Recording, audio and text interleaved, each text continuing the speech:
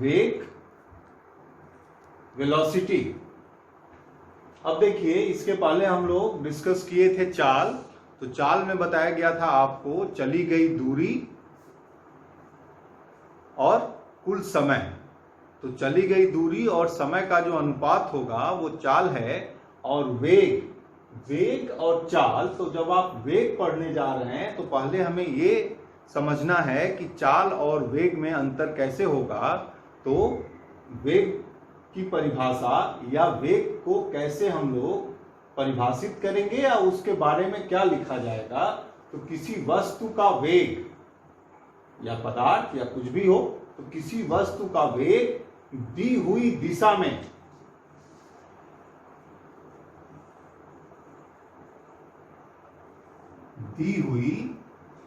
में इसको देखो अंडरलाइन किया गया, दिशा दी गई हो, दिशा का ज्ञान होना चाहिए किस दिशा में जा रही है प्रति इकाई समय। ये तो चाल की तरह ही है।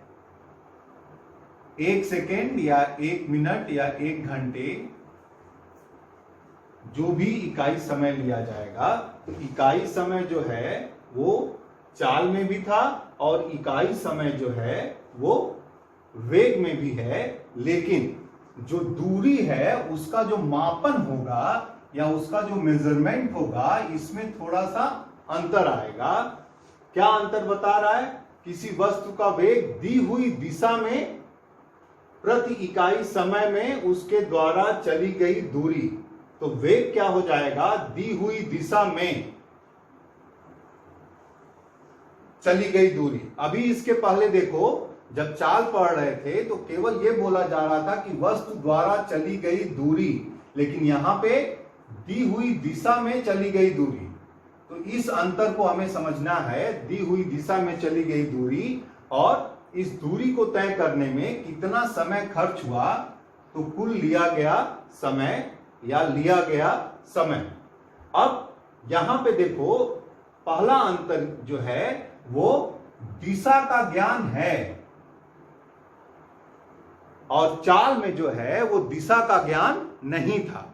तो दिशा का ज्ञान होने से ये जो मापन है ये सदिश हो गया जिसमें दिशा का ज्ञान होगा, और ऐसी कोई राशि जिसमें दिशा का ज्ञान नहीं होगा उसका मापन जो है या उस राशि को हम लोग क्या बोलेंगे? अदिश बोलेंगे। और अगर मापन में दिशा का ज्ञान होता है तो उसे सदिश बोला जाएगा। तात्पर्य वेग जो है वो एक सदिश राशि है। उसके लिए बस ये जो पहला अंडरलाइन किया गया है इससे आप समझ लीजिए, दी हुई दिशा में चली गई दूरी, दिशा का ज्ञान होना चाहिए।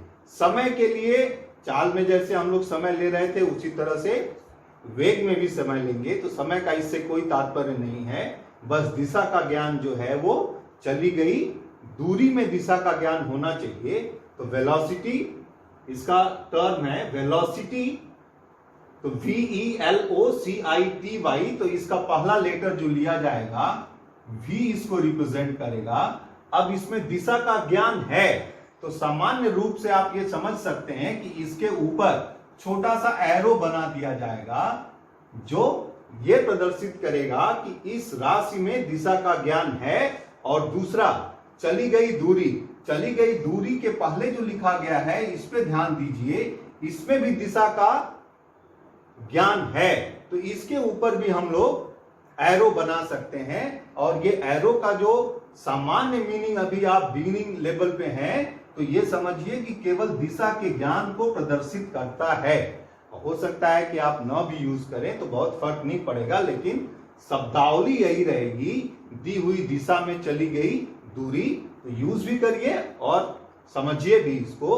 तो वेलोसिटी जो हो गया, वेग जो हो गया, दी हुई दिशा में चली गई दूरी बटे कुल लगा समय। तो वेग यस, चली गई दूरी दी हुई दिशा में, और समय अंतराल जो है वो उसी तरह से है। अब मात्रक, जैसे चाल का मात्रक लेते थे हम लोग दूरी और समय के मात्रक से, उसी तरह से इसका भी मात्रक जो है वो उसी तरह से रहेगा जैसे इसके पहले था। मीटर प्रति सेकेंड, किलोमीटर प्रति घंटे, और भी मात्रक बना सकते हैं आप जरूरत के हिसाब से। तो सामान्य जो है मात्रक जो है वो मीटर प्रति सेकेंड और किलोमीटर प्रति घंटे के हिसाब से बताते हैं जो मानक है। अब इसमें आप अगर समय को बदल दिए, किलोमीटर को बदल दिए, मीटर में कर दिए, समय को घंटे में रहने दिए, तो उससे जो है वो मात्रक का तरीका बदलेगा, लेकिन जो मानक है वो है यही किलोमीटर प्रति सेकेंड या किलोमीटर प्रति घंटा। बदला भी जाता है तो उससे कोई फर्क नहीं पड़ेगा। That's all.